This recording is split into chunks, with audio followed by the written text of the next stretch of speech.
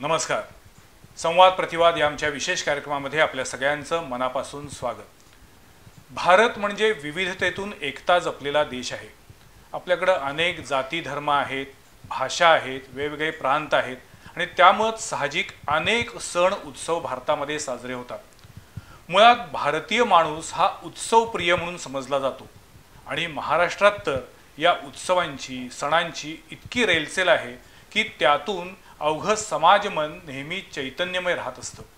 मला नेहमी असं वाटतं की सण आणि उत्सव कशासाठी असतात, तर आपण जे आपले नेहमीचे रोजचे रहाटगाडग्यातले विषय असतात ते थोडेसे बाजूला ठेवतो आणि आपण अधिक सकारात्मक होतो, आपल्यातली ऊर्जा अधिक वाढते आणि आपण आनंदी प्रफुल्लित बनतो. आणि म्हणून त्या दृष्टीनं या सण उत्सवांचं महत्त्व आहे.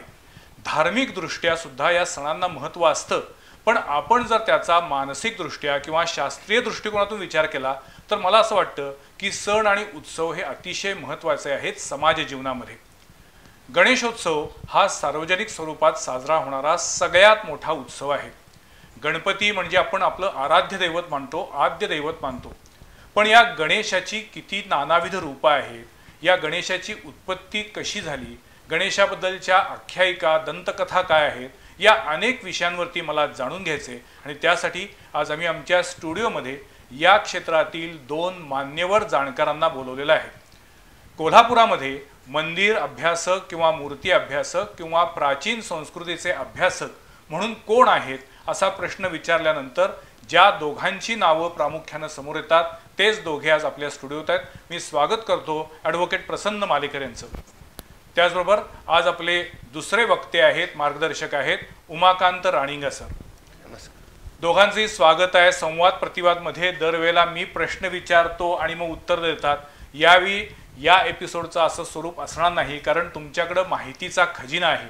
यापूर्वीसुद्धा तुम्ही जेव्हा अंबाबाई मंदिराबद्दल माहिती दिलेली आहे किंवा अन्य कोल्हापूर जिल्ह्यातील विविध देवतांबद्दल मंदिरांबद्दल माहिती दिलेली आहे, ती ऐकल्यानंतर बघितल्यानंतर अनेक लोक अवाक झालेत, अचंबित झाले. तेव्हा मला आज तुमच्याकडनं जाणून घ्यायचे की गणपतीचं आपल्या हिंदू धर्मात असलेलं महत्त्व, गणपतीबद्दलच्या असलेल्या आख्यायिका आणि मुळात गणेश दैवत हे जे काही देवतत्व आहे हे नेमकं काय आहे. प्रसन्न, मला तुम्हाला विचारायचे की आपण नेहमी असं म्हणतो, खरं तर मी प्रसन्नला नाही तुम्हाला दोघांनाही मला विचारायचे, आपण नेहमी असं म्हणतो की प्रत्येक दैवताचं एक महात्म्य असतं, तसं स्थल महात्म्य पण असतं. म्हणजे आता कोल्हापूर म्हटलं की करवीर निवासिनी श्री अंबाबाईचं निवासस्थान, तुळजापूर म्हटलं की तुळजाभवानी, पंढरपूर म्हटलं की पांडुरंग विठ्ठल. पण गणेशाचं असं स्वतःचं असं कुठलं स्थान महात्म्य आहे का भारतवर्षामध्ये की जिथे गणपतीच्या दर्शनासाठी आवर्जून जातात? आपल्याला अष्टविनायक महाराष्ट्रातले माहिती आहे, पण गणपतीचं म्हणून प्रामुख्यानं असं कुठलं एखादं स्थान आहे का? गणपतीची अनेक स्थान आहेत. म्हणजे अगदी अष्टविनायक ही जी संकल्पना आपण आज म्हणतो तर ते अष्टविनायक संपूर्ण भारतभर या गणेशाची प्रचंड स्थानं जी आहेत. म्हणजे अगदी गणपतीपुळ्याचा गणपती जो आहे तो या भारतातल्या अष्टविनायकातला लंबोदर म्हणून ओळखला. पण म्हणजे महाराष्ट्रातला अष्टविनायक वेगळं आणि भारतातले अष्टविनायक वेगळे. भारतवर्षात त्या गणेशाची जी स्थानं आहेत त्याच्यामध्ये अगदी इडगुंजीचा गणपती असेल जो अगदी विख्यात गणपती म्हणून ओळखला जातो. गोकर्णाला सुद्धा गणेशाचं स्वतंत्र स्थान आहे. म्हणजे गोकर्णाचा गणपती आपण शिवलिंग जरी म्हटलं तरी गोकर्णाच्या गणेशाच्या दर्शनासाठी जाणारे सुद्धा लोक आहेत. आणि गमतीचा भाग असा आहे की प्रत्येक एखादं तीर्थक्षेत्र असेल तर ते एखाद्या संप्रदायाला वाहिलेलं असतं.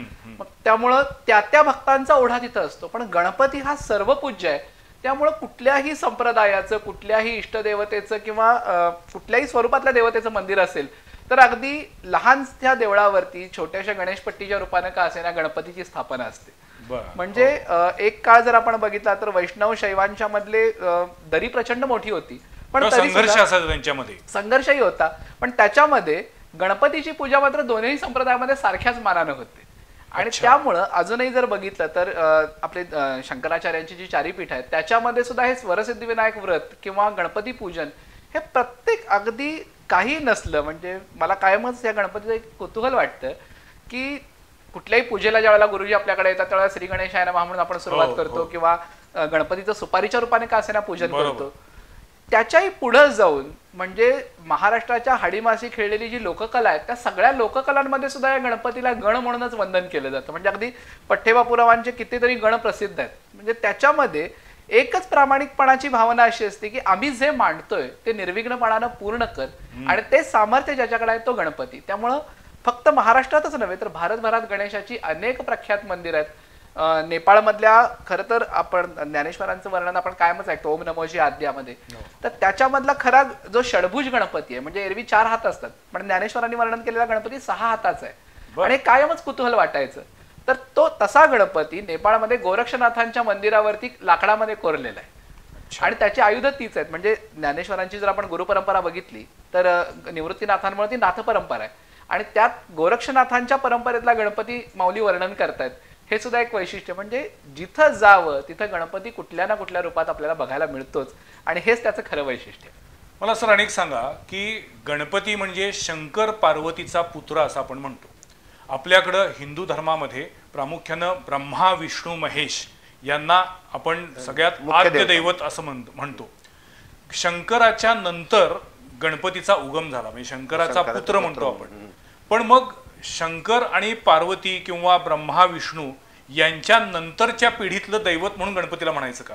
नाही, त्याचं कारण असं आहे की गणपतीची अनेक नावं आहेत ना, त्याच्यामध्ये विनायक नाव आहे, गणपती हे नाव आहे. तर आपल्याला गणपती हे नाव ऋग्वेदामध्ये पाहायला मिळतं. ओम गणानाम वाम गणपतीम हवामहे असं जे ऋग्वेदामध्ये सूक्त आहे, आणि त्याच्यामध्ये गणपती असा स्पष्ट शब्दात उल्लेख असलेला आपल्याला पाहायला मिळतं.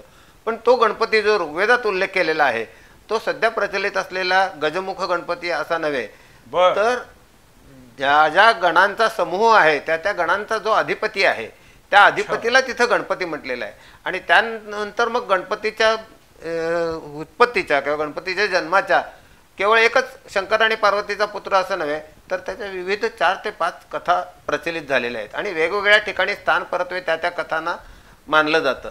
अगदी साधं केलं तर महाराष्ट्रामध्ये गणपती हा रिद्धी आणि सिद्धी हा त्यांच्या शक्तीबरोबर पाहायला मिळतो. आणि कार्तिक स्वामीला आपण ब्रह्मचारी म्हणतो. कार्तिक स्वामीचा चेहरा सुद्धा स्त्रियांनी पाहू नये असा संकेत इथं पाळला जातो. पण दक्षिण भारतामध्ये बरोबर उलट परंपरा आहे, त्या ठिकाणी गणपतीला ब्रह्मचारी मानलं जातं, आणि कार्तिक स्वामीला 2 पत्नी आहेत असं मानलं जातं. त्याच्यामुळे स्थान महात्म्याप्रमाणे ते गणपतीची रूपं वेगळी आहेत. आणखीन एक महत्त्वाचा मुद्दा गणपतीबद्दल जाणून घ्यायचा असला तर आत्ताच्या काळामध्ये मूल बोलायला लागलं किंवा त्याच्या मुखातून पडणारे पहिले शब्द, मग आपण ए फॉर ॲपल शिकवतो त्याला. आमच्या काळामध्ये किंवा पूर्वीच्या काळामध्ये देवनागरी लिपीची सुरुवात करत असताना शाळेला जात असताना गमभनची सुरुवात असायची, आणि गणपतीचा असं शिकवलं जायचं. दुर्दैवानं ही पद्धत मागं पडत चाललेली आहे. गणपतीचा हे आताच्या मुलांना शिकवावं लागतं घरातून, शाळेमध्ये ते शिकवलं जात नाही. तर विद्येचा प्रारंभ करत असताना त्याच्याबद्दलचे अनेक श्लोक सुद्धा प्रचलित आहेत की मी विद्येचा प्रारंभ करतो आणि तू मला आशीर्वाद दे, किंवा माझी विद्या जास्त तीव्रतेनं किंवा जास्त चांगल्या पद्धतीनं मला मिळू दे, अशी गणपतीची प्रार्थना केली जायची. आणि गणपती हा सकल कलांचा अधिपती असं त्याचं स्वरूप आहे.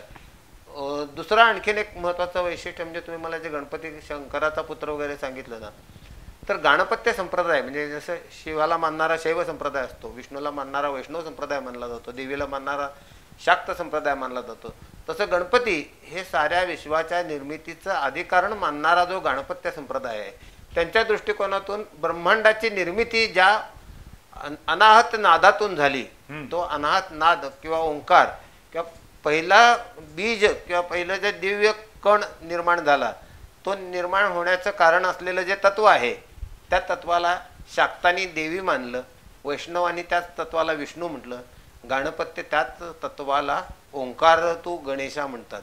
म्हणजे गणेशाच्या तत्वातून विश्वाची ब्रह्मांडाची निर्मिती झाली, त्यातून देवांची निर्मिती झाली असं मानणारा तो संप्रदाय आहे. त्याच्यामुळं गणपती शंकर पार्वतीचा मुलगा हे त्याचं एक प्रचलित स्वरूप आहे. पण त्याच्याही पलीकडे जाऊन साऱ्या ब्रह्मांडाच्या निर्मितीचं अधिकारण असणारं तत्व, विश्वामध्ये अस्तित्वात असलेल्या सर्व कलांचा अधिपती, हे गणपतीचं स्वरूप जास्त प्रचलित आहे. आणि पण असा गणपत्य असा आहे कुठला संप्रदाय? गणपत्य संप्रदाय आहे, आणि महाराष्ट्रामध्ये मोरगाव हे त्याचं भूस्वानंद, म्हणजे जसं आपण म्हणतो की एखादा शिवभक्त असेल तर आपण म्हणतो की मरणोपरांत त्याला कैलास लोकाची प्राप्ती होते, किंवा वैष्णवांच्या मध्ये गोलोकवासी वैकुंठवासी लिहितात, तसं गणपत्यांच्या मते जसं भूस्वानंद तो स्वानंदमय आहे, म्हणजे तो आनंदमय स्वम चिन्मय याचं उदाहरण देताना ते म्हणतात की भूस्वानंद काय तर मोरगाव.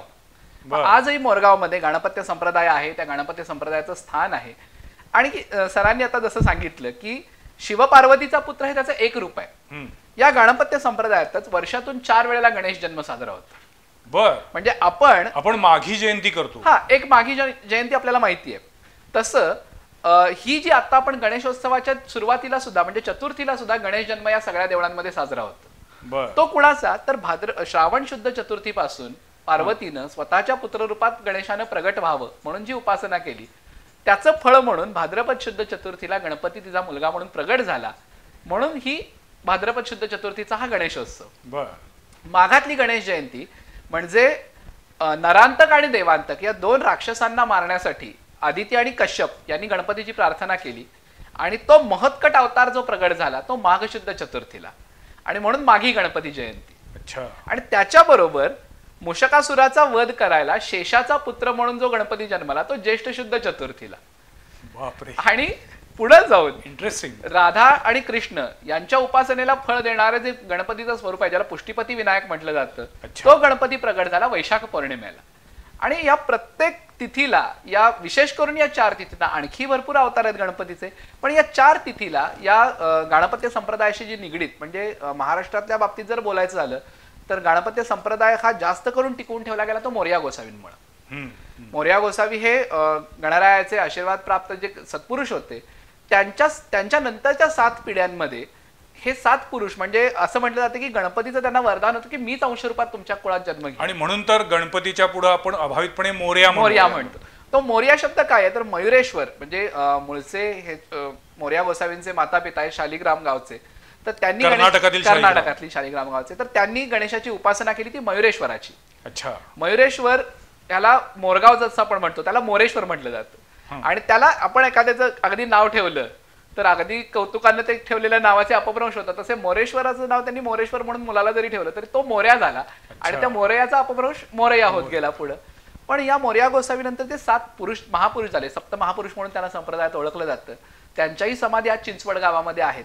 आणि दरवर्षी भाद्रपद शुद्ध चतुर्थी आणि माघ शुद्ध चतुर्थीच्या आधी चिंचवड मधून मंगलमूर्ती, आपण मंगलमूर्ती म्हणतो गणपतीला, तर मंगलमूर्ती काय आहे तर मोरया गोसावी ज्या वेळेला दरवेळेला महिन्याच्या प्रत्येक चतुर्थीला ते मोरगावात जायचे दर्शन करायचे गणपती, आणि ज्या वेळेला त्यांची वयोवस्था मोठी झाली त्यावेळेला गणपतीने सांगितलं की आता तू येऊ नको, म्हणजे तुझा माझा विरह कसा, तर त्याच्यामध्ये विरह नाही, मीच तुझ्याकडे येणार आहे, उद्या गणेश कुंडात स्नान कर करा नदीच्या, तुझ्या हातामध्ये जो स्वयंभू पाषाण येईल तो माझं स्वरूप मान, आणि त्याला मंगलमूर्ती म्हटलं जातं. विशेष म्हणजे गणपत्य संप्रदायाच्या या देव चिंचवडकर देव म्हणून त्यांना ओळखतात, त्यांच्या ज्या ज्या शाखा मोरगाव रांजणगाव वगैरे इथली सेवा सांभाळतात त्यांच्याकडे अजूनही एका तांदळाची पूजा मंगलमूर्ती म्हणून होत असते.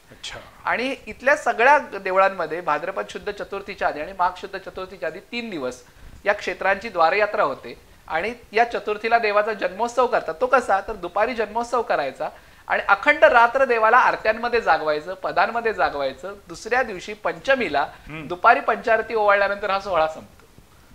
आणि असा भव्य सोहळा अजूनही मोरगाव रांजणगाव त्यानंतर ओझर अशा अनेक अष्टविनायकापैकी ही जी 4-5 स्थानं चिंचवडकरांच्या परंपरेतली आहेत त्याच्यामध्ये संपन्न होतात. आता तुम्ही बोलताना दोघे असं म्हणालात की गणपतीची अनेक रूपं आहेत आणि म्हणून असं मला नेहमी वाटतं की गणेशोत्सवामध्ये आपल्याला वेगवेगळ्या रूपातील गणपती पाहायला मिळतो.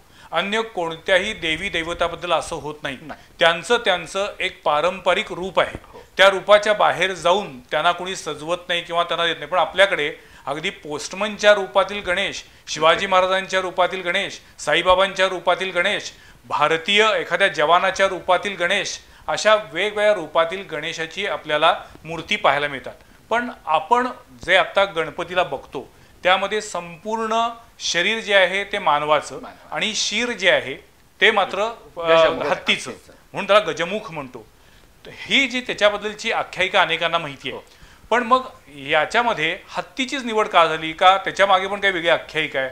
असं म्हणतात की भगवान शिवशंकर बाहेर पडले आणि त्यांना सगळ्यात पहिल्यांदा दृष्टिक्षेपात एक हत्ती दिसला आणि म्हणून त्या ऐरावताचं किंवा हत्तीचं शीर त्यांनी गणपतीला बसवलं.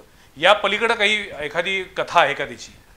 गणपतीला गजमुख बसवलेला आहे तर त्याच्या पाठीमाग संपूर्ण आपल्या भारतातलं दैवतशास्त्र आहे. त्याचा एकंदरीत जर साकल्यानं जर विचार केला तर प्रत्येक देवतांच्या मूर्तीच्या हातात असलेले आयुध, त्याचं वाहन, त्याचं आसन किंवा त्याचं मुख किंवा त्याचं जे स्वरूप आहे ते या प्रत्येक गोष्टीच्या पाठीमागं प्रतिकात्मक अर्थ आहे आणि ही प्रतीकं आपलं तत्वज्ञान हजारो वर्ष टिकवून ठेवण्यासाठी ही प्रतीकं कारणीभूत आहेत. अगदी हत्तीचं मुख अशासाठी म्हटले की हत्ती हा अतिशय बुद्धिमान प्राणी. आपल्याला हत्ती केवळ बुद्धिमानच नव्हे तर हत्तींच्या मध्ये मानवापेक्षाही जास्त उत्कट भावना असलेल्या आपल्याला पाहायला मिळतात. तर बुद्धिमान आणि भावना एकत्र असलेलं आणि तसा शांत आहे तो, असा तो शांत आहे. उपद्रवी नाही. उपद्रवी नाही.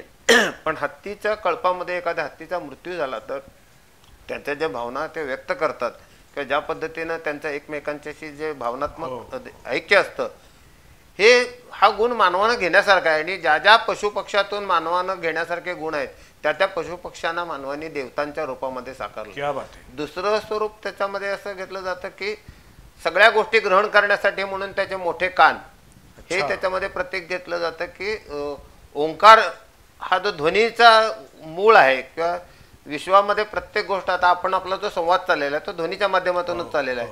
हा ध्वनी कधीतरी एकदा सुरुवातीला प्रगट झाला.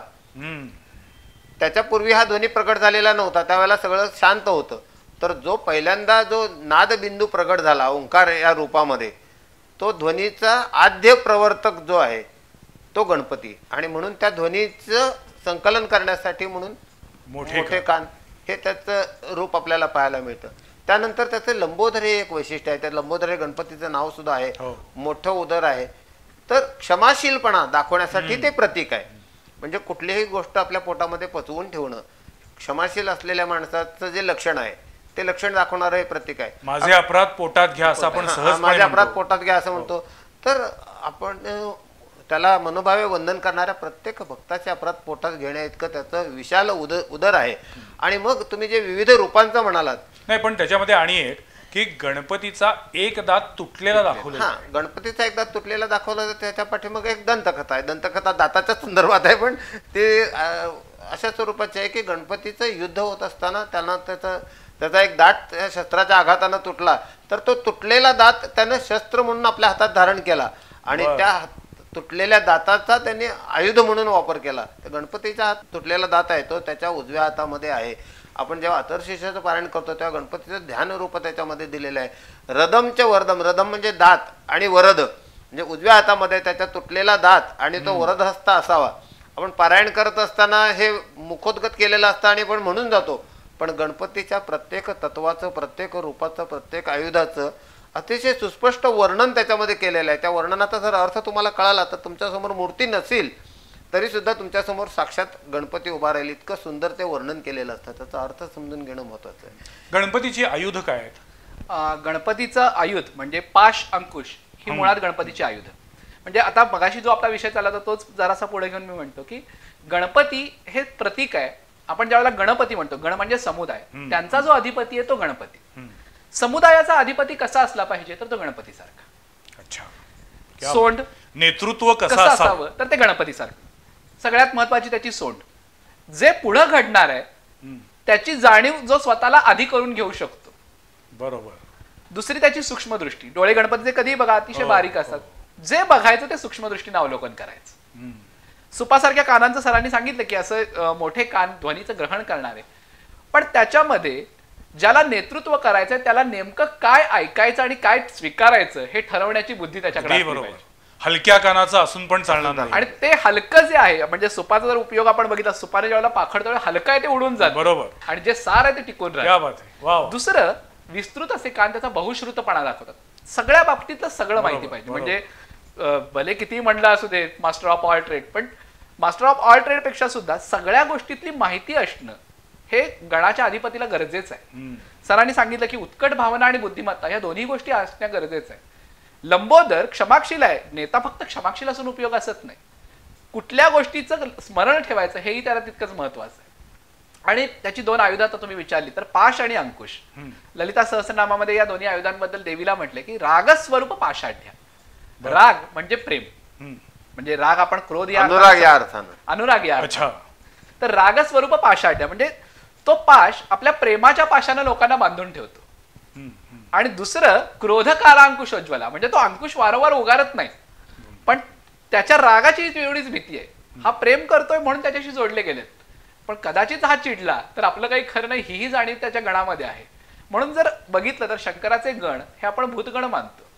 सप्तकोटी पिशाचांचा भूतांच्या गणांचं स्वामित्व याच्याकडे दिलेलं आहे. हे खरंच कोणाला सांभाळणं कठीण नाहीये, कारण त्यांची वर्णनं जर तुम्ही इतर ग्रंथात बघितलीत, म्हणजे अगदी मार्तंड विजयामध्ये शिवसैन्य वर्णनाचा एक अध्याय आहे, त्याच्यामध्ये या सगळ्या भूतांची, त्यांच्या प्रकारांची, ते काय त्यांचे उद्योग आहेत त्याची वर्णन आहेत. ह्या सगळ्यांना गणपतीच सांभाळू शकतो हा विश्वास आपल्याला जर गणपती या रूपाला समजलं तर लक्षात येईल. तर ही गणपतीची 2 आयुध, पाश, अंकुश, रद म्हणजे दात आणि वरद म्हणजे मोदक असलेला हात, हा एक भाग झाला. शैवांच्या परंपरेप्रमाणे त्रिशूल आणि परशु असतात. अच्छा. वैष्णव परंपरेमध्ये शंख आणि चक्र येतात. ओके. म्हणजे गणपती जिथं ज्याच्याकडे जाईल त्या पद्धतीची त्याची आयुध आहेत. पण मग गणेशोत्सवामध्ये प्रामुख्यानं आपण ज्या गणपतीच्या मूर्ती बघतो त्यांच्या हातात कोणती आयुध असतात का ती सुद्धा प्रत्येक समाज आपापल्या चालीरीतीनुसार बदलू शकतो? अथर्व शीर्षामध्ये आता खरं अगदी जर म्हटलं तर पार्थिव गणपती व्रतामध्ये या आयुधांचा फारसा संबंधच धरलेला आहे. अच्छा. कारण हाताच्या ओंजळीत बसेल इतकी माती आणायची आणि त्यातून शक्य तितका सुबक गणपती घडवायचा, त्याच्यात आयुधांचं बंधन नाही. पण आयुध नंतर जशी जशी मूर्तिकला सोपी व्हायला लागली तशी मग प्रत्येक कलाकार आपापल्या परीने स्वातंत्र्य घ्यायला लागला. म्हणजे अगदी विख्यात लालबागचा राजाची मूर्ती जर बघितली तर त्याच्या एका हातात शंख असतो, चक्र असतो, गदाई असतो. किंवा अंबाबाईच्या देवळातला जो देवीचा सन्मुख गणेश आहे त्याच्या एका हातामध्ये अंकुश आहे, एका हातात परशु आहे. म्हणजे ही आयुधांची म्हणजे अगदी मोठी रेलचेल आहे. ज्याला जो जसा भावला तसा त्यानं स्वीकारला. पण अगदी अथर्व शीर्षाप्रमाणे जर अगदी कट्टर राहायचं म्हटलं तर त्याच्यामध्ये जे वर्णन आहे, एकदंतम चतुर्हस्तम पाशमांकुश रदमच्या वरदांच्या हस्ते बिभ्राणम मूषकध्वजम. बरोबर. हे गणपतीचं वर्णन. आणि ह्याला प्रमाण मानायचं कारण काय तर अथर्व शीर्ष आपण जे म्हणतो ते गणपतीचं उपनिषद आहे.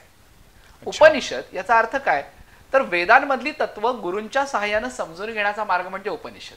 अच्छा. शिष्यांनी विचारल्यानंतर अथर्वर्ण मुनींनी गणपती समजून सांगताना म्हणजे तो गकारो पूर्वरूपम अकारो हे जे त्याचं वर्णन आहे ते त्याच्या अथर्व शीर्षामध्ये त्या मूर्तीमध्ये सुद्धा ती वर्णन असतात. म्हणजे त्याची वळलेली सोंड किंवा त्याचं लंबोदराला उकार आलेला, ह्या सगळ्या गोष्टींचा जर आपण विचार केला तर लक्षात येईल की गणपती हा फक्त सैषा गणेश विद्या म्हटले त्यांनी त्याला. म्हणजे हे अथर्व शीर्ष म्हणजे नुसतं म्हणायची स्तुती नव्हे गणपतीची, तर त्याला समजून घेण्याचा तो राजमार्ग आहे. आणि म्हणून आवर्तन आपण करतो, आवर्तन करण्यामागं पाठांतर किंवा पुन्हा पुन्हा त्याची प्रचिती घेणं हा भाग आहे. पण एकदाच म्हणून या सगळ्याची प्रचिती जर घेता आली तर ते खऱ्या अर्थानं आवर्तन ठरेल. पण गणपतीची खरी पूजा करायची असेल तर कोणतं स्तोत्र म्हटलं पाहिजे असं काही आहे का? असं अजिबात नाहीये. आपण केवळ ओम गम गणपतये नमः असं गणपतीचा जो बीजमंत्र आहे, गम हा गणपतीचा बीजमंत्र आहे. बीजमंत्रानं गणपतीचं आवाहन केलं तर ते गणपती ज्या तत्वाची देवता आहे त्या तत्वाचं ते आवाहन होतं. कोणत्या तत्वाची देवता आहे? गणपती ही 64 विद्या या 64 कला यांची अधिपती असलेली देवता आहे. आणि म्हणून त्या 64 कलामध्ये सुवर्ण कला येते, त्याच्यामध्ये बांधकामाचं शास्त्र येतं, त्याच्यामध्ये संभाषण कला येते. जितक्या म्हणून विद्या अस्तित्वात आहेत किंवा जितक्या म्हणून कला अस्तित्वात आहेत त्या प्रत्येक कलेचं आधिपत्य हे गणेशाकडे दिलेलं असल्यामुळं गणपती आपल्याला विविध रूपामध्ये पाहायला मिळतो. जसं 64 कलांचा स्वामी असलेला एकही दुसरा देव आपल्याला आपल्या संस्कृतीमध्ये पाहायला मिळत नाही. त्याच्यामुळे त्या 64 कलांना अभिप्रेत असलेली प्रत्येक लक्षणं तुम्ही त्या मूर्तीमध्ये दाखवू शकता आणि ते प्रत्येक मूर्ती ही शास्त्रोक्तच मानली जाते. फक्त अथर्व ऋषीने आपल्या शिष्यांना गणपतीचं जे स्वरूप सांगितलं त्या स्वरूपाप्रमाणे मूर्ती जर करायची म्हटली तर ती त्या पद्धतीने केली जाते. त्याच्यामुळे गणपतीच्या रूपामध्ये जी विविधता असण्याचं कारण आहे त्याचं तेच एक कारण आहे की ते 64 कलांचा अधिपती आहे. त्याच्यामुळे त्या 64 कलांचं प्रकटीकरण करण्यासाठी म्हणून त्या 64 कलांची प्रतीकं ही घडवता यावीत म्हणून गणपती आपल्याला जे आता समजा क्रिकेटरच्या रूपामध्ये सुद्धा गणपती दाखवतात, पण ते सुद्धा एक म्हणजे स्पोर्ट्स म्हणून आपण म्हणतो किंवा शारीरिक क्षमता वाढवण्यासाठी जे प्रकार आहेत अशा प्रकारचे खेळ, या खेळांचा सुद्धा अधिपती गणपतीच आहे. आणि प्रत्येक घराच्या दाराच्या चौकटीवरती आपल्याला गणपतीचं स्वरूप पाहायला मिळतं, मंदिराच्या चौकटीवर गणपतीचं स्वरूप पाहायला मिळतं. इतकंच नव्हे तर त्या चौकटीच्या वर असलेली जी आडवी पट्टी आहे ना त्या पट्टीलाच गणेश पट्टी हेच नाव आहे. म्हणजे मूर्तीशास्त्रामध्ये किंवा मंदिरशास्त्रामध्ये त्याला गणेश पट्टी म्हणतात.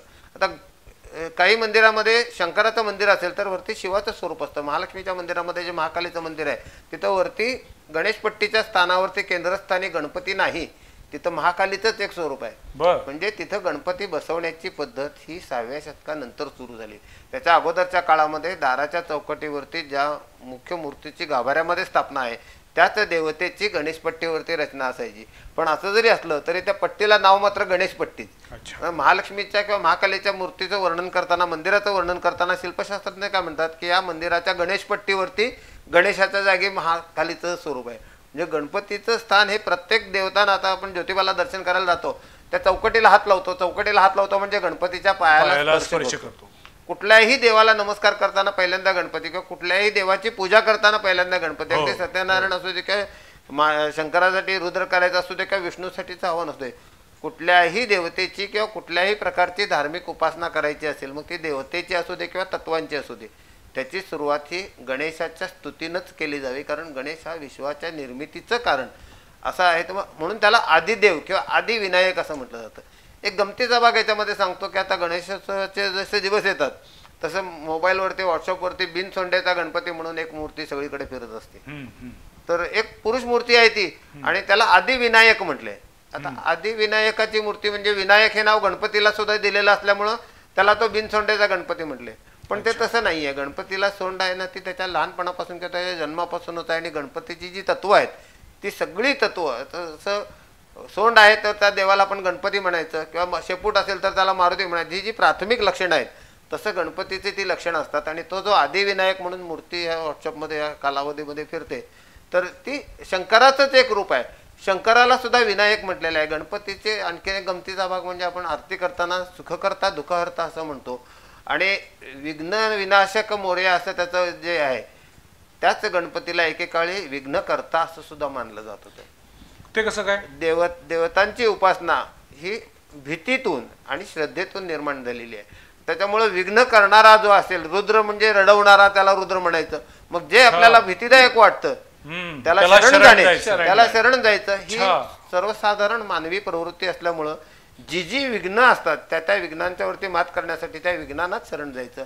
आणि मग ते शरण गेल्यानंतर ते विघ्न हरण झाल्यानंतर मग आपण त्यांना शरण गेल्यामुळं आपली ही विघ्न दूर झाली असं मानून त्याला मग विघ्नहर्ता म्हणून त्याची पूजा करा. ही तत्व रचना आहे. म्हणजे मानवी समाजात किंवा सामाजिक रचना जी होत असते त्याच्यामध्ये अत्यावश्यक असलेल्या काही गोष्टी आहेत या समाजशास्त्रज्ञांनी तयार करून ठेवलेल्या आहेत. आणि मला नेहमी असं वाटतं की आपले सण उत्सव असू देत, आपली दैवत असू देत, यामागे एक प्रचंड फिलॉसॉफी आहे.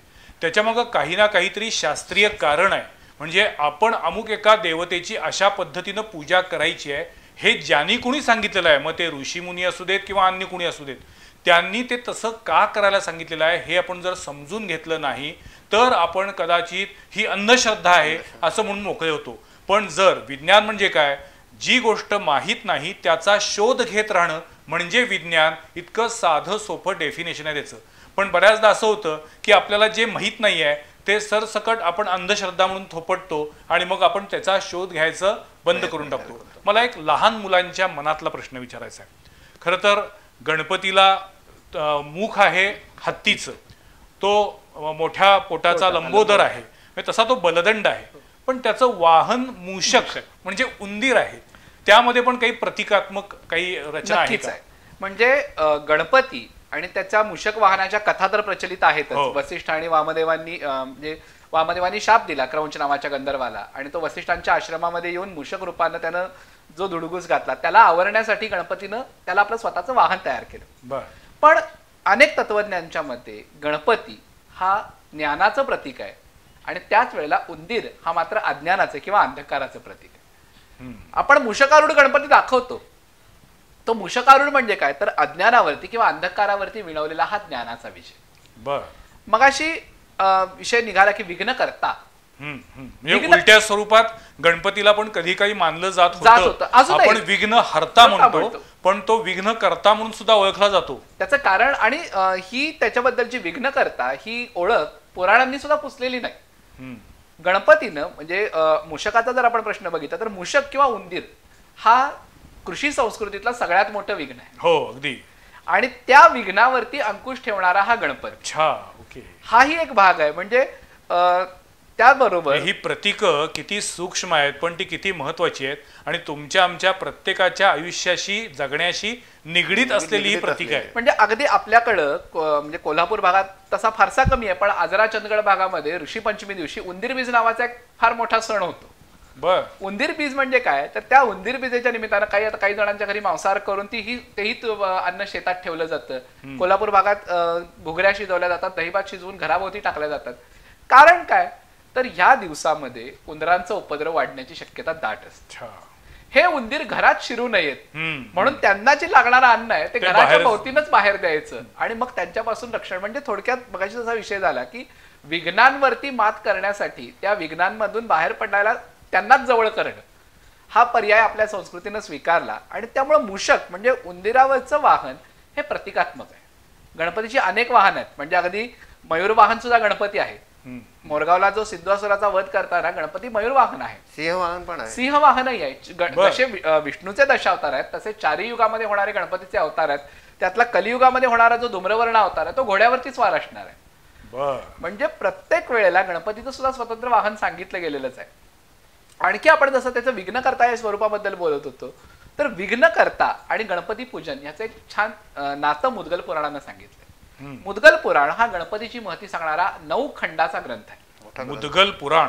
या मुद्गल पुराणामध्ये जवळपास या 9 खंडांमध्ये गणपतीची 8 चरित्र वर्णन केले. पण ही 8 चरित्र काय आहेत तर कधी कामासूर, कधी क्रोधासूर, कधी ममासूर, कधी लोभासूर अशा असुरांना गणपतीनं नमवलेला आहे. आता म्हणजे मानवी षड्रिपू जे आहे, मानवी षड्रिपू आणि षड्रिपूंवरती मात करण्याचा गणपतीचं हे चरित्र आहे.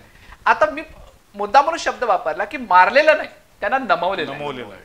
आता या प्रत्येक असुराच्या शेवटी एक छान हे येते गणपतीचं. तो असुर शेवटी गणपतीला शरण येतो आणि मग गणपती त्याला विचारतो काय हवंय, किंवा गणपती त्याला स्वतःहून वरदान देतो काही वेळेला, जिथं माझी पूजा होणार नाही तिथं तुझं राज्य स्वैरपणानं कर. अच्छा. मग हे वाचल्यानंतर एक विचार मनात आला की गणपती राक्षसांना सूट देतोय की जिथं माझी पूजा होणार नाही, म्हणजे मग त्याची पूजा करण्यासाठीचा हा प्रकार आहे का? म्हणजे जर चिकित्सक दृष्टीनं बघितलं तर मग त्यावेळेला लक्षात येतं की फक्त दुर्वा फुलं घातली, एखादं लाल फुल घातलं म्हणजे गणपतीची पूजा नाही. गणपती ही देवता बुद्धीची. गणपतीची प्रार्थना आपण का करतो म्हणजे अगदी समर्थांनी आरतीत सुद्धा शेवटी जे म्हणले संकटी पावावे निर्वाणी रक्षावे. निर्वाणी म्हणजे निर्वाणीचे अर्थ 2 होतात. एक तर भयंकर संकट पडलेलं आहे त्यावेळेला, किंवा देह ज्या वेळेला सोडून आत्मा बाहेर पडणार आहे त्यावेळेला. या 2 प्रसंगी एक शक्यता असते आपली बुद्धी पूर्णपणानं अस्थिर होण्याची. म्हणजे अगदी संकट आलीत तर त्यावेळेला आपण कदाचित गांगरून जातो, भांबावून जातो आणि आपल्याला काय करायचं सुचत नाही. त्यावेळेला माझी बुद्धी स्थिर ठेव. आणि जर बुद्धी स्थिर राहिली तर कुठलंही संकट आलं तर त्यातनं काय मार्ग काढायचा हे चटकन लक्षात येतं. आणि हे सामर्थ्य गणपतीचं आहे. त्यामुळं बुद्धी स्थिर असेल तर यातला एकही असुर आपल्या वाट्याला येऊ शकत नाही. म्हणजे साधी गोष्ट आहे, आपण जर सकाळी आपल्याला फार गडबडीत आपण आपल्या ऑफिससाठी बाहेर पडायला लागलोय, काही ना काही आडवं येत राहतं, त्यावेळेला आपल्याला आपल्या रागाचा पारा चढतो, त्यावेळेला आपण निर्विघ्नपणानं असं ज्यावेळेला म्हणतो त्यावेळेला वाटेत येणारी प्रत्येक गोष्ट विघ्न असते. या षड्रिपूंवरती विजय मिळवायचा असेल, नियंत्रण मिळवायचं असेल तर आपल्यामध्ये गणपती तत्व येणं महत्वाचं आहे. आणि ती बुद्धी स्थिर ठेवण्याचं हे दैवत. म्हणजे आपली बुद्धी जर स्थिर असेल तर या सगळ्या संकटावरती सहजपणाने आपण मार्ग करू शकतो. म्हणजे बऱ्याचदा असं असतं की संकट येतं त्याच्यावरती आपल्यापेक्षा आपल्या बाजूचा माणूस चांगला मार्ग काढून देतो, कारण तो त्याच्यामध्ये असं. आपण नेहमीच म्हणतो की स्वतःच्या बाबतीत आपण आपले सल्लागार होऊ शकत नाही, आपण दुसऱ्याच्या बाबतीत उत्तम सल्लागार होऊ शकतो. मला आता दुसऱ्या मुद्द्याकडे यायचे. प्रसन्न, आता बोलताना तुम्ही 4 युगांचा उल्लेख केलात.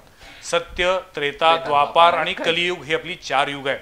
आपण सर्वसाधारणपणे ढोबळपणे एक युग हे 5000 वर्षांचं असं आपण म्हणतो. पण मला असं विचारायचंय, आपल्या भारतीय परंपरेमध्ये हे जे काही सर्व देवदेवता आहेत या सगळ्यांची उत्पत्ती नेमकी कधी झाली आहे, त्याच्याबद्दल कुठल्या ग्रंथामध्ये, कुठल्या उपनिषदांमध्ये, वेदांमध्ये लिहिलंय का?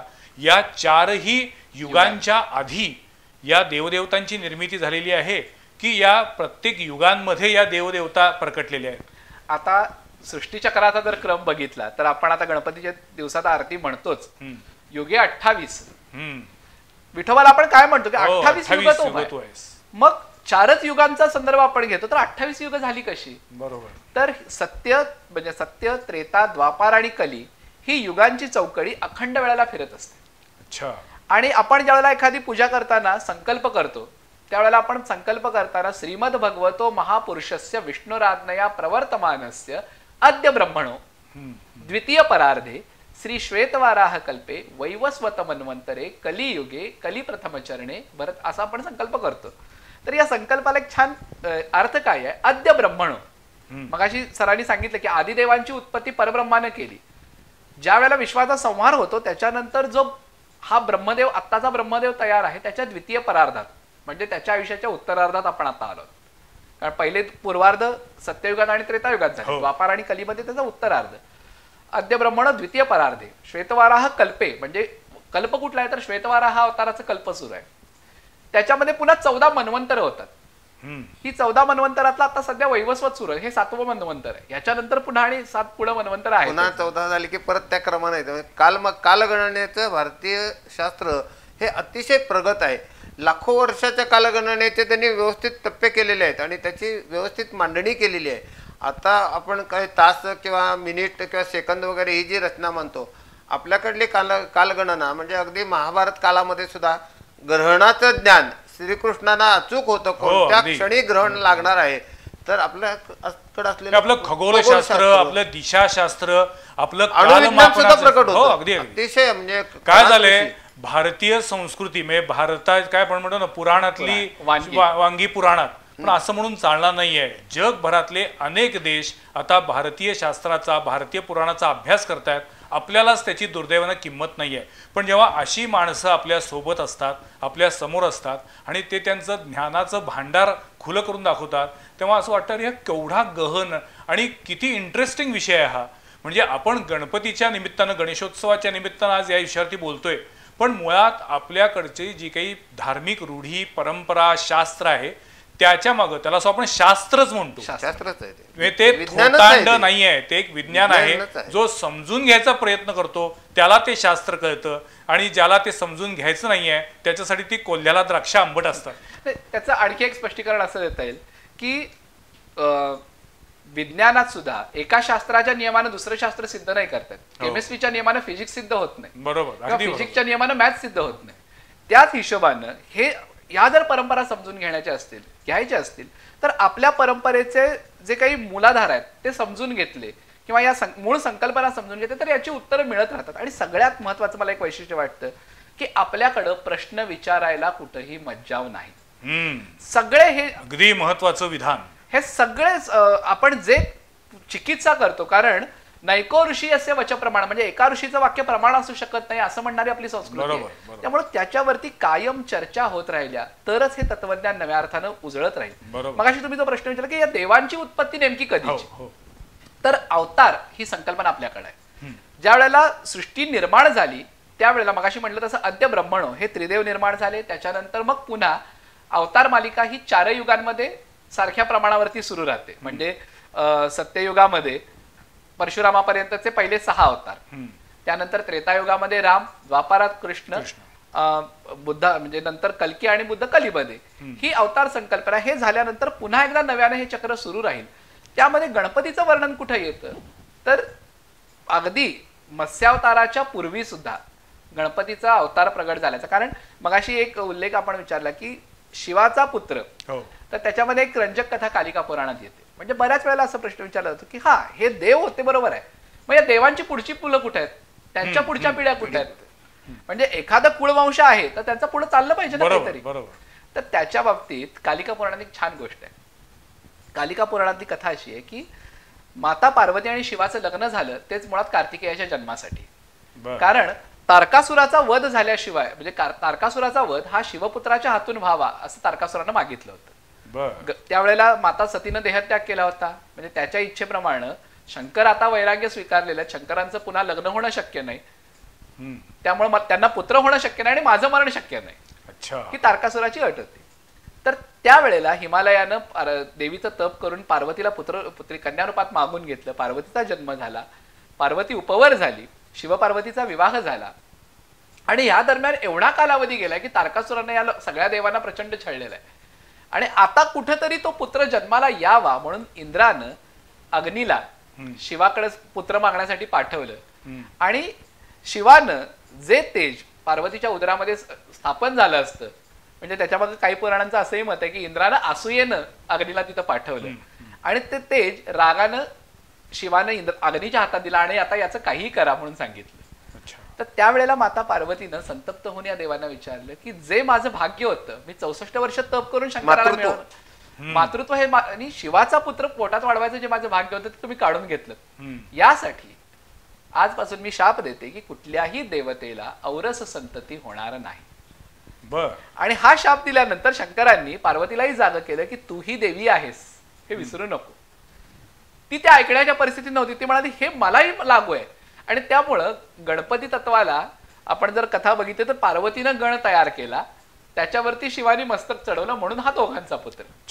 किंवा कार्तिकेयाच्या बाबतीमध्ये शिवानं ते तेज दिलं, ते तेज गंगेनं स्वतःकडे थोडे दिवस सांभाळलं, थोडे दिवस कृत्तिकांनी सांभाळलं, आणि हा मुलाला आता कोण सांभाळणार म्हणून त्यांनी दर्भ जे असतात त्या दर्भाच्या झुडपामध्ये त्याला टाकून दिलं.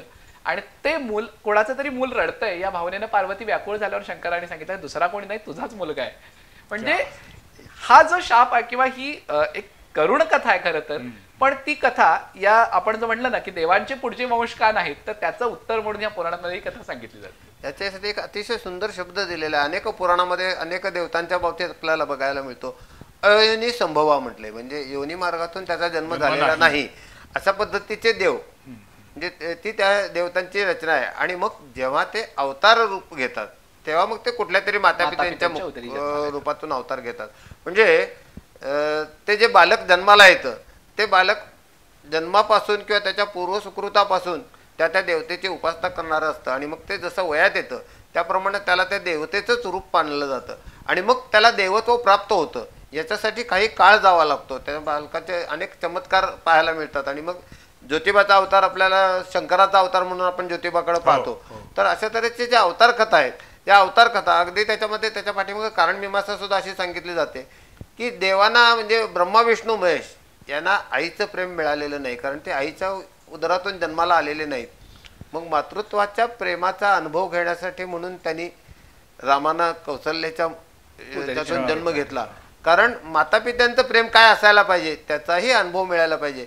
त्यासाठी मग ते देवांच्या अवतार कथा निर्माण झाल्या. आणि याच पद्धतीनं गणेशाच्या सुद्धा अनेक अवतार कथा आपल्याला पाहायला मिळतात. एक वेगळा प्रश्न आहे, थोडक्यात मला उत्तर अपेक्षित आहे. आपण जेव्हा कुलदैवत किंवा कुलदेवी म्हणतो, हा नेमका काय प्रकार असतो? कुलदैवत कशावर ठरतं किंवा कुलदेवी कशावर ठरते? आपल्या आपण म्हणजे त्याला एक छोटस म्हणजे काय ते समजून घ्यावं लागेल त्यासाठी. त्याबद्दल बोला बोला.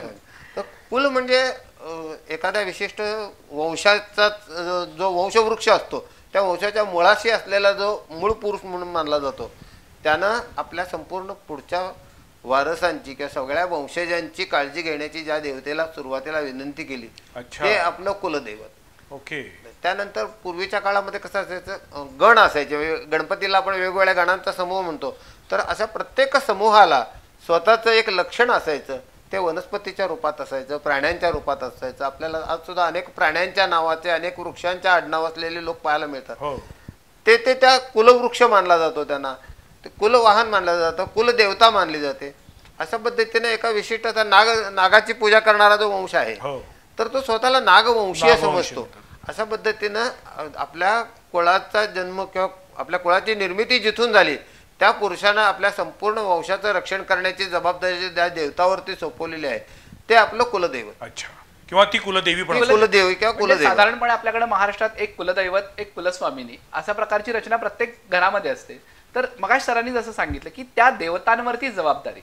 मग आपल्याला तो मूळ पुरुषही माहिती नाही, ती देवताही माहिती नाही, तरी ती देवता का आपलं रक्षण करते? तर त्याचं गुरुचरित्रात एक छान उत्तर आहे की एखाद्या माणसानं आयुष्यभर एखाद्या सज्जनाची जर नोकरी केली आणि समजा तो नोकरी करणारा नोकर जर तो वारला तर त्याची मुलं लायक असोत अगर नसोत, आपल्याकडे नोकरी करणाऱ्या माणसाचे उपकार म्हणून तो चांगला मालक त्याच्या मुलांनाही सांभाळतो.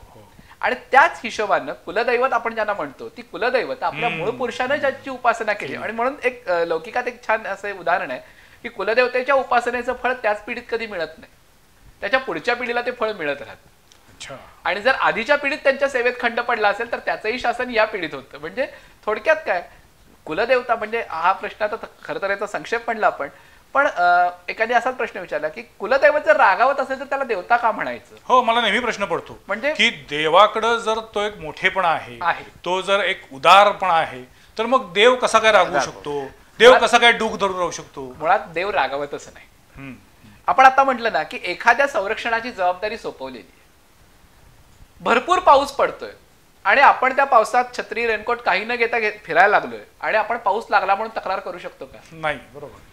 ज्या मूळ पुरुषानं आपल्या त्या देवतांची उपासना केली त्यांना आपली जबाबदारी त्या देवतेवरती सोपवलेली आहे. आपण त्या देवतेबरोबर त्या देवतेच्या संपर्कात न राहता किंवा तिचं काही अनुष्ठान किंवा तिचं काही व्रत वगैरे न करता एका अर्थाने ते संरक्षण नाकारले.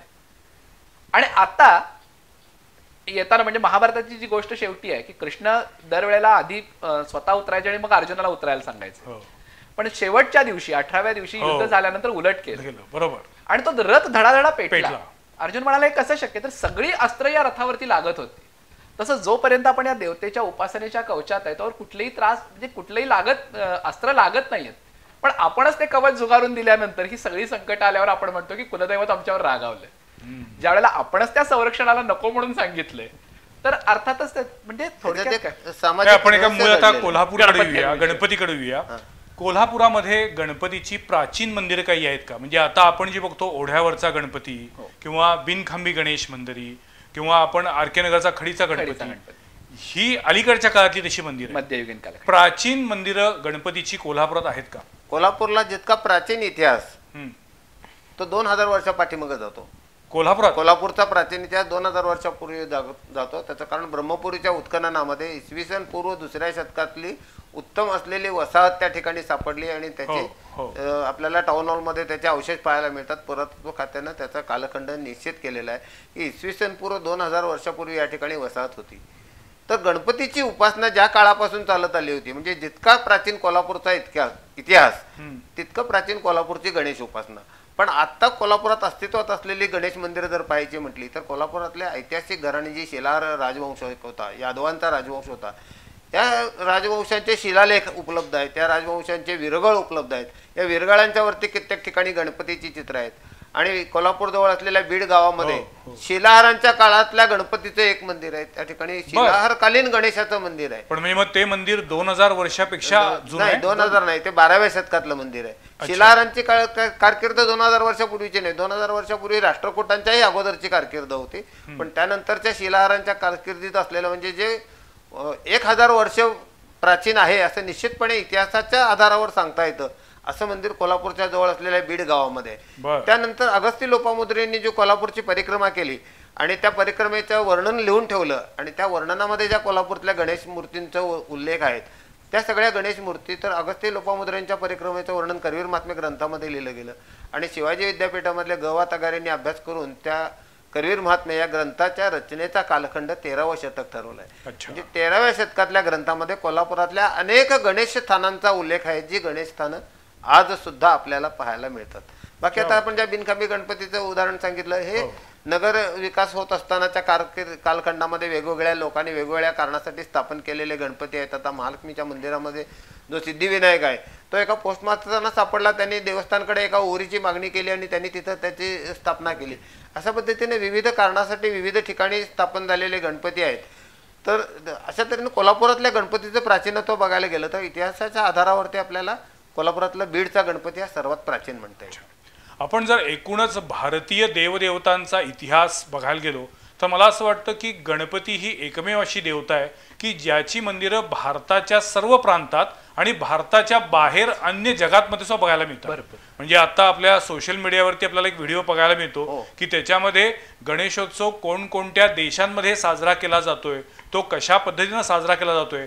म्हणजे अगदी घानापासून दक्षिण आफ्रिकेतल्या एका देशापासून ते स्पेनपर्यंत आणि पोर्तुगालपासून ते नेपाळपर्यंत अनेक देशांमध्ये गणपतीची मंदिरं आहेत, गणपतीची उपासना केली जाते.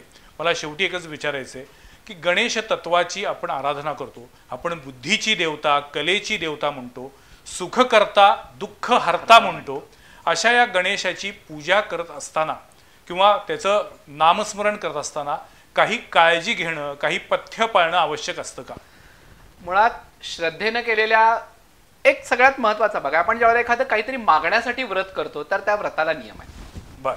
ज्या वेळेला आपल्याला काहीतरी मागायचंय, काहीतरी हवंय तर त्यासाठी ठरलेले काही नियम आहेत. पण ज्या वेळेला आपल्याला फक्त त्या परमेश्वराच्या स्मरणासाठी, त्याच्या प्रेमासाठी जर चिंतन करायचं असेल तर कधीही आपण त्या गणेशाचं स्मरण करू शकतो. पण तरी सुद्धा काही गोष्टी गणपतीच्या पूजेमध्ये वर्ज्य मानल्या जातात. त्यामधली एक म्हणजे गणपतीला तुळशी वाहिली जात नाही. भाद्रपद शुद्ध चतुर्थी वगळता इतर दिवशी गणपतीला तुळस वाहिली जात नाही. अर्थात त्याचं कारण म्हणजे गणेशानं तुळशीला दिलेला शाप हे तर आहेच, पण त्याचबरोबर एक आयुर्वेदिक कारण असं आहे की गणेशाला आपण एरवी दुर्वा वाहतो. दुर्वा या शीतल असतात, थंड असतात, आणि त्याच्या उलट तुळस. क्या बात. दोन्ही पदार्थ जर एका वेळेला अर्पण केले तर काहीच उपयोग नाही. बरोबर. त्यामुळं गणपतीला तुळस वाहण्याचा प्रघात नाही. त्याच्या मागे ही विज्ञान आहे, शास्त्र आहे. पण भाद्रपद शुद्ध चतुर्थीला आपण गणपतीला बाकीची पत्री वाहताना तुळस वाहू शकतो. म्हणजे केवडा असतो, त्यामध्ये अर्क म्हणजे पांढरी रुई अर्थात मंदार असतो, शमी असते, या सगळ्या पानाबरोबर तुळस चालून जाते. पण फक्त दुर्वांबरोबर कधी गणपतीला तुळस वाहिली जात नाही. गणपतीच्या या सगळ्या गणपतीला लाल रंगाचं फुल का आवडतं? त्याच्यामागे काही आख्यायिका शास्त्र आहे का? मगाशी आपण एक प्रश्न विचारला की गणपती कुठल्या तत्वाचं प्रतिनिधित्व करतो, तर गणपती हा भूमीचं प्रतिनिधित्व करतो. भूमी अर्थात पृथ्वी किंवा मूलाधार स्थितोसी नित्यम असं गणपतीला आपण म्हणतो. तर भूमी आणि भूमीचा सगळ्यात महत्वाचा गुण आहे तो म्हणजे रज. रज अर्थात निर्मिती, आणि त्या रजस तत्वाचं प्रतीक म्हणून गणपतीला रक्तगंधानुलेपनम, रक्तचंदनानं त्याचं शरीर लेपलेलं आहे किंवा रक्तगंधाची वस्त्र, हा लाल रंग म्हणजे त्याच्या निर्मितीचं, सृजनाचं प्रतीक आहे. नवीन सृजन होत असताना पावसाळा झालेला आहे, शेतातून पीक येणार आहे, अशा वेळेला त्या भूमीचा किंवा त्या भूमीला सृजनाची क्षमता प्राप्त करून देणाऱ्या नद्यांचा रंग हा जो लाल आहे तो रजोगुणाचा आहे. आणि गणपती हा रजोगुणाची देवता असल्यामुळं त्याला लाल ओळखले. आणि तुम्ही मगाशी जे मला विचारला प्रश्न, त्याचं एक आणखी वेगळं उत्तर असं आहे की यांनी सांगितलं की आई वडिलांनी जर सेवा केली असेल तर तो मालक मुलांची सुद्धा काळजी घेतो. त्या पाठीमागे एक अतिशय महत्वाचं आणि गूढ असं सामाजिक रहस्य दडलेलं आहे. कुलदैवत कोपतात का? आपण आपल्या आई वडिलांचीच जर सेवा केली नाही, अगदी आई वडिलांची सेवा जर मुलांनी केली नाही, तर मग आई वडिलांच्या कृपेमुळं मिळणारी देवाची कृपा त्या मुलांना मिळणारच नाही. म्हणून आई वडिलांची सेवा करा हा सुप्त संदेश या सगळ्या नियमातून दिलेला आहे. अगदी क्या बात आहे. आणि हेच आता या गणेश तत्वाचं म्हणजे गणपती खरं तर ह्या एका वाक्यासाठी गणपतीनं स्वतःचं बुद्धिचातुर्य दाखवलेलंच आहे की म्हणजे गौरीशंकर हेच माझं ब्रह्मांड आहे असं म्हणून परिक्रमा करणारा तो गणपती आहे. पण गणपती आणखीन चंद्राचं काय नेमकं नातं आहे? म्हणजे आपण संकष्टी चतुर्थीला बरोबर चंद्रोदय झाल्याशिवाय वाट बघतो, आणि एरवी मात्र काही वेळेला भाद्रपद दर्शन बघित नाही. तर पुराण कथा ज्या आहेत की भाद्रपद शुद्ध चतुर्थीला चंद्राला दिलेला जो शाप आहे की आजपासून तुझं तोंड कुणीही बघणार नाही. मग या शापाचं असं काहीतरी कथा की तो गणपती मूषकावरून निघाला होता आणि तो पडला आणि मग चंद्र हसला आणि म्हणून गणपतीनं शाप दिला.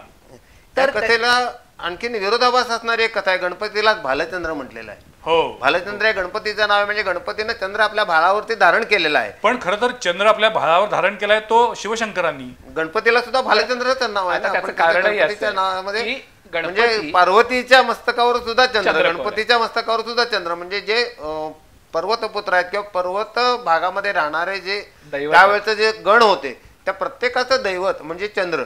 चंद्र आणि सूर्य यांना दैवत मानण्याची संकल्पना जगभरातल्या प्रत्येक संस्कृतीमध्ये जिथं जिथं मानवी संस्कृती आहे तिथं तिथं चंद्रांना आणि सूर्यांना दैवत मानलेलं आहे. आणि मग भारतीय संस्कृतीनं काय केलं की त्या दैवतांना आपल्या अधीन, चंद्राला आणि सूर्याला सुद्धा आपल्या अधीन ठेवले. कोल्हापूरच्या महालक्ष्मीच्या आरतीमध्ये म्हटलं की चंद्र आणि सूर्य तुझ्या दोन्ही कानातली कुंडलं आहेत, अशा तऱ्हेचं वर्णन केलेलं आहे. म्हणजे चंद्र आणि सूर्य हे सर्व शक्तिमान देव मानले जातात.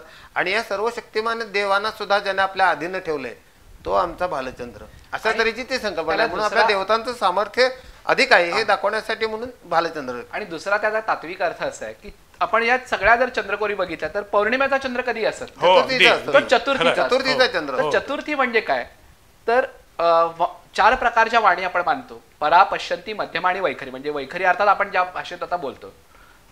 मध्यमा म्हणजे ओठातल्या ओठात बोलणं, पश्यंती म्हणजे मनातल्या मनात, आणि त्याच्याही पलीकडे जी अनाहत वाणी ती वाणी म्हणजे परा. किंवा मनाच्या ज्या 4 अवस्था आहेत, जागृती, स्वप्न, सुषुप्ती आणि समाधी. आपण म्हणजे नव्या प्रोटोकॉल प्रमाणे एखाद्या वेळेला आपण ऑपरेशन थिएटर सुरू असेल तर बाहेर लाल लाईट लावली जाते. ती लाल लाईट काय दाखवते की आत तुम्ही प्रवेश करू शकत नाही. त्यावेळेला या देवांच्या डोक्यावरती चंद्रकोर काय सांगते तर हे चतुर्थ अवस्थेत, समाधी अवस्थेमध्ये शांतपणे निमग्न आहेत, तुम्ही याला जाग करू शकत नाही. आणि ही त्या चतुर्थीच्या चंद्रकोरीची अवस्था आहे. आता गणपती येतो त्या दिवशी चंद्र का बघायचा नाही तर त्याचा तात्विक अर्थ असा आहे की गणपती सुद्धा म्हणजे मुद्गल पुराणाप्रमाणे जर बघितलं तर पहिली तिथी चतुर्थी, चतुर्थीपासून बाकीच्या तिथी उत्पन्न झाल्या. आता याचं तत्वज्ञान काय तर स्पष्टपणानं आकाशात पहिल्यांदा जो चंद्र दिसतो, द्वितीयेला चंद्र दिसतो पण तो अगदी अल्पकाळ, तृतीयेचाही अगदी अल्पकाळ, पण आकाशात टिकून राहण्या इतपत चंद्रकोर दिसते ती चतुर्थी दिवशी. म्हणजे ज्याला चंद्राच्या प्रमाणात दिवस मोजायचा आहे तो चतुर्थीपासून मोजायला सुरू करू शकतो. अच्छा. त्यामुळे पहिली तिथी ही चतुर्थी मानली जाते आणि त्यामुळं हा गणपती सुद्धा चंद्राचंच प्रतीक मानला जातो. मग ज्या वेळेला आपण साकार रूपाची पूजा करतो त्यावेळेला त्या रूपाकडे बघायचं नाही, म्हणजे त्याच्याकडे दुर्लक्ष करा, आज इथंच गणपती आहे. आणि याच्या उलट संकष्टीला मात्र त्याची वाट बघायची, कारण तो ज्यावेळेला आकाशात उगवेल त्यावेळेलाच आपली उपासना पूर्ण. म्हणून हा विरोधाभास या व्रतामध्ये बघायला मिळतो. मला वाटतं हा विषय इतका गहन आहे, इतका इंटरेस्टिंग आहे की अजून मी याच्यावरती एक किमान 4 ते 5 तास बोलू शकेन, ऐकू शकेन, पण आज आपल्याला वेळेची मर्यादा आहे. मी पुन्हा एकदा या दोन्ही मान्यवरांना नक्की बोलवणार आहे. त्यांच्याकडं माहितीचा खजिना आहे, म्हणजे कोणत्याही दैवताविषयी, कोणत्याही संस्कृतीविषयी, कोणत्याही आपल्या चालीरीतीविषयी त्याच्यामागं नेमकं काय शास्त्र आहे, आपला धर्मग्रंथ काय सांगतो, आपल्याकडच्या ऋषीमुनींनी नेमकं काय लिहून ठेवलेलं आहे आणि ते कशा अर्थानं बघितलं पाहिजे, आणि आपल्याकडचं जे जुनं पुरातन शास्त्र आहे त्याचा आजच्या काळाशी नेमका कसा संबंध जोडता येतो, असं भानावर आणणारं विवेचन या दोघांकडनं केलं जातं. आज उमाकांत राणिंगा सर आणि प्रसन्न मालेकर या दोघांनी गणपती तत्व किंवा गणपती दैवत म्हणून त्याचं असलेलं महात्म्य, त्याच्याबद्दलच्या असलेल्या कथा, त्याच्यातून आपण नेमकं काय शिकलं पाहिजे आणि माणूस म्हणून आपलं जगणं समृद्ध करण्यासाठी या आपल्या देवदेवता किंवा आपलं शास्त्र कसं मदत करतं याबद्दल विवेचन केलेलं आहे. मी या दोघांचे खूप खूप आभार मानतो. दरवेळी आम्हाला जेव्हा असे काही कुठलेही संदर्भ हवे असतात तेव्हा मीच काय, कोल्हापूर, पश्चिम महाराष्ट्र आणि महाराष्ट्रातील अनेक पत्रकार, अनेक अभ्यासक या दोघांचा सल्ला घेतात, मार्गदर्शन घेतात. असे दोघंही मान्यवर आज आमच्या स्टुडिओमध्ये आले आणि गणपती या तत्वाविषयी, या शास्त्राविषयी त्यांनी भरभरून माहिती दिली. याबद्दल मी दोघांचेही मनापासून आभार मानतो. धन्यवाद. पुढच्या सोमवारी पाहायला विसरू नका आणखीन एका विषयावरील चर्चा, संवाद, प्रतिवादमध्ये. नमस्कार. गणपती बाप्पा मोरया.